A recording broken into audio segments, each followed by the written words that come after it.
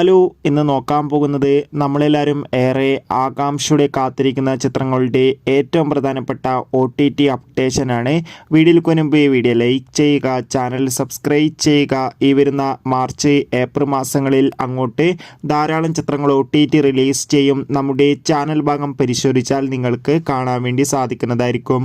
ആദ്യമായി അറിയിക്കാൻ പോകുന്നത് ബേസിൽ ജോസഫ്, ലിജുമോൾ, സജിൻ ഗോപു എന്നൊക്കെ പ്രധാന കഥാപാത്രങ്ങളായ ചിത്രമായിരുന്നു പൊന്മാൻ. ചിത്രത്തിന് മികച്ച അഭിപ്രായം തന്നെ സ്വന്തമാക്കാൻ വേണ്ടി സാധിച്ചിട്ടുണ്ടായിരുന്നു. പൊന്മാൻ എന്ന ചിത്രം ഈ വരുന്ന മാർച്ച് 14 ജിയോ ഹോട്ട്സ്റ്റാറിലൂടെ OTT റിലീസ് ചെയ്യുമെന്ന് ഒഫീഷ്യലായി കൺഫേം ആക്കിയിട്ടുണ്ട്. ചിത്രത്തിൻ്റെ OTT റിലീസിനായി നമുക്ക് കാത്തിരിക്കാം. അഖിൽ, അഗ്നി, മമ്മൂട്ടി എന്നൊക്കെ പ്രധാന കഥാപാത്രങ്ങളായ ചിത്രമായിരുന്നു ഏജന്റ്. ചിത്രത്തിന് ഒരു ആവറേജ് അഭിപ്രായം മാത്രമായിരുന്നു സ്വന്തമാക്കാൻ വേണ്ടി സാധിച്ചിട്ടുണ്ടായിരുന്നത്. ഏജന്റ് എന്ന ചിത്രം ഈ വരുന്ന മാർച്ച് മാസം 14 സോണി ലീവ് എന്ന OTT പ്ലാറ്റ്ഫോമിലൂടെ OTT റിലീസ് ചെയ്യുമെന്ന് ഒഫീഷ്യലായി കൺഫേം ആക്കിയിട്ടുണ്ട്. വിനീത് ശ്രീനിവാസൻ നായകനെത്തിയ ചിത്രമായിരുന്നു ഒരു ജാതി ജാതകം. ചിത്രത്തിന് ഒരു മികച്ച അഭിപ്രായം തന്നെ സ്വന്തമാക്കാൻ വേണ്ടി സാധിച്ചിട്ടുണ്ടായിരുന്നു. ഒരു ജാതി ജാതകം എന്ന ചിത്രം ഈ വരുന്ന മാർച്ച് 14 മുതൽ നമുക്ക് മനോരമ മാക്സ് എന്ന OTT പ്ലാറ്റ്ഫോമിലൂടെയും ആമസോൺ പ്രൈം വീഡിയോസ് എന്ന OTT പ്ലാറ്റ്ഫോമിലൂടെയും ആസ്വദിക്കാൻ വേണ്ടി സാധിക്കും. കാത്തിരിക്കാം ചിത്രങ്ങളുടെ OTT റിലീസിനായി. അടുത്തതായി അറിയിക്കാൻ പോകുന്നത് ഉണ്ണി മുകുന്ദൻ നായകനെത്തിയ ചിത്രമായിരുന്നു ഗെറ്റ് സെറ്റ് ബേബി. അത്യാവശ്യം ഒരു അഭിപ്രായം സ്വന്തമാക്കാൻ വേണ്ടി സാധിച്ചിട്ടുണ്ടായിരുന്നു.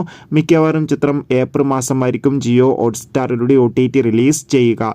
ചാക്കോച്ചൻ, പ്രിയാമണി, ജഗദീഷ് എന്നൊക്കെ പ്രധാന കഥാപാത്രങ്ങളായ ചിത്രമായിരുന്നു ഓഫീസർ ഓൺ ഡ്യൂട്ടി. അത്യാവശ്യം മികച്ച അഭിപ്രായം തന്നെയാണ് ഇപ്പോഴും പുറത്തുവന്നുകൊണ്ടിരിക്കുന്നത്. ചിത്രം ഈ വരുന്ന ഏപ്രിൽ മാസം വിഷു സ്പെഷ്യലായി നമുക്ക് നെറ്റ്ഫ്ലിക്സ് എന്ന OTT പ്ലാറ്റ്ഫോമിലൂടെ ആസ്വദിക്കാൻ വേണ്ടി സാധിക്കുന്നതായിരിക്കും. അനുശ്വര രാജൻ, സജിൻ ഗോപു എന്നൊക്കെ പ്രധാന കഥാപാത്രങ്ങളായ ചിത്രമായിരുന്നു പൈങ്കിളി. അത്യാവശ്യം മികച്ചൊരു അഭിപ്രായമല്ല, ഒരു ആവറേജ് അഭിപ്രായം മാത്രമായിരുന്നു സ്വന്തമാക്കാൻ വേണ്ടി സാധിച്ചിട്ടുണ്ടായിരുന്നത്.